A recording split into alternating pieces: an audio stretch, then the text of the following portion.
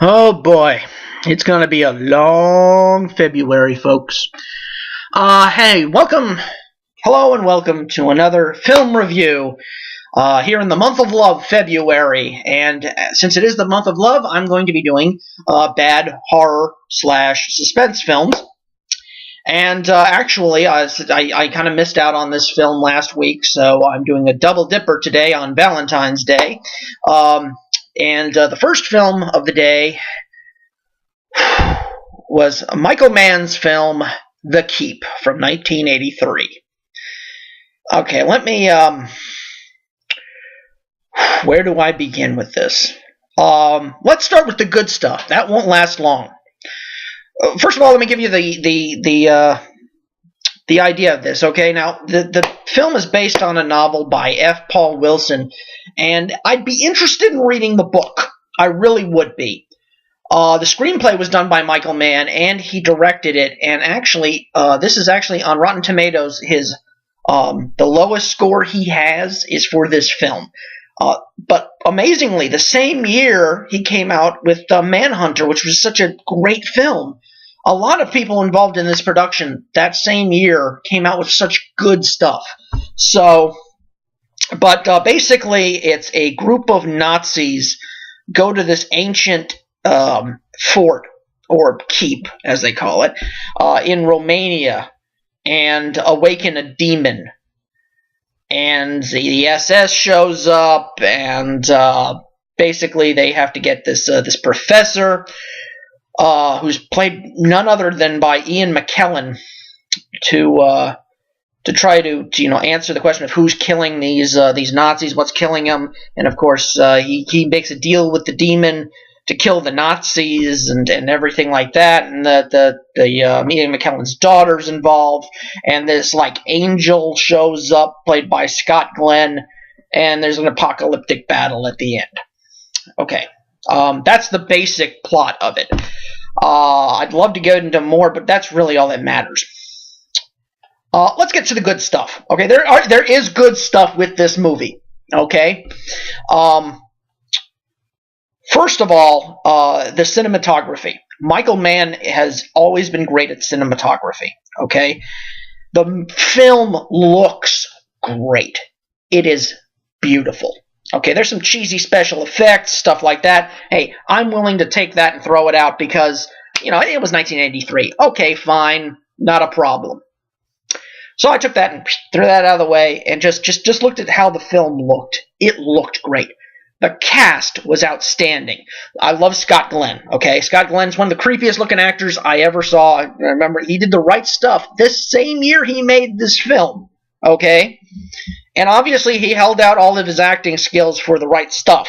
But Alberta Watson's in it. She was great in La Femme Nikita. Jürgen Ponchow, who's been in everything. Robert Prosky, who's been around forever. Gabriel Byrne. Ian McKellen. Morgan Shepherd. I didn't know he was in this. That was a surprise to see him pre Max Headroom. Really one of those great stunt performers, and Michael Carter, who always dresses up as a monster and stuff like that. And there was some good cast members. So I'm going to say the cast was another thing that was great. This was a great, well casted film. Okay. Boy, is there anything else? Location shooting all looked great. The sets looked great. So they did do some good work on all that. Now, let's get to everything that was wrong. Where did this film fail? Let me go ahead and try to work this out. Where did it fail the most? Well, apparently this film has grown a kind of a cult status amongst people. People who watch films and just want to see the uncut version of this film, because apparently Michael Mann, his first draft of this film was over 4 hours long,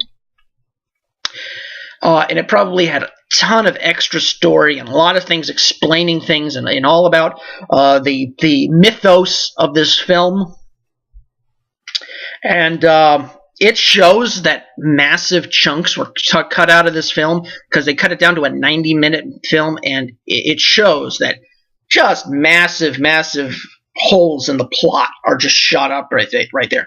And I can imagine Michael Mann probably made this great film, and he could only get so much out with his edit. That being said, would I watch an additional 2 hours of this film? God, no. I wouldn't wish that on my worst enemy, to watch another 2 hours of this film. It's bad. It's really freaking bad. I mean, it's horrendous. Ian McKellen, who's a great, great actor. Okay, Gandalf the Grey. I mean, here's a guy who's his entire career, Magneto, even his part, his death in Last Action Hero, is really probably one of the best parts of that film. He played David Copperfield for years on the BBC, but this probably came right in a lull in his career. I imagine he's always been great in Shakespearean theater, all kinds of stuff like that, but I'm guessing maybe he was experimenting with something when he did this, probably some sort of LSD or crack or something, because he is god-awful in this movie. He's terrible. They do have him maked up. He's supposed to have this disease where he looks 20 years older, and he actually does look like Ian McKellen nowadays. So I mean, the makeup was great on him, and then he he makes a deal with the demon, and it makes him all youthful and stuff, and he looks like he did then. He's about 45 years old, I guess.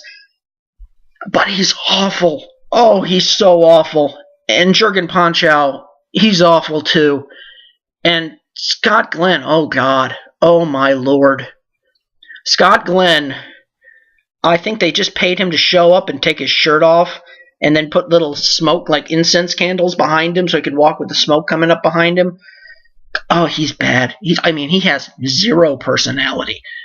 The film makes no sense. Number one, I like a film where you have someone you can root for, and maybe that person dies. But in this film, there was nobody. I wasn't rooting for anyone in this film.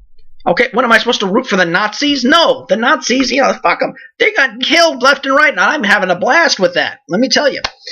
The demon himself, I probably was rooting for the demon more than anything, and the special effects with it weren't that bad, especially this sort of, when he's awoken, he's just sort of a mist, and then it's just like a brain, and then it's kind of a skeleton, and then he keeps on, like, metamorphosizing more and more into this demon.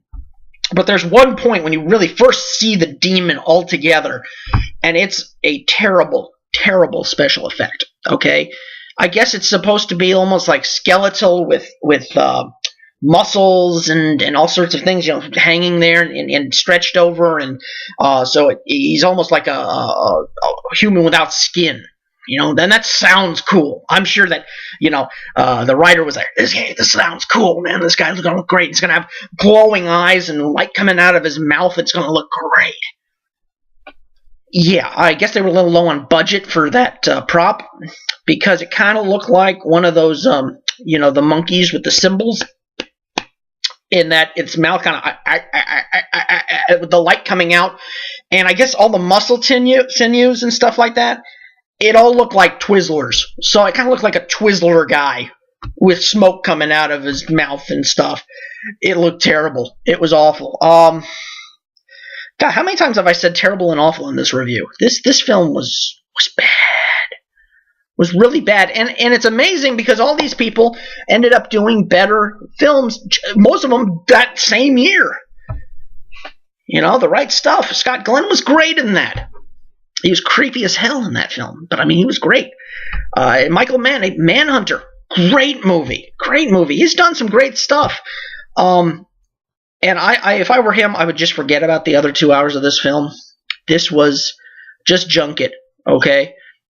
I never say don't go see a film, okay? What I like to say is you can go ahead and watch this.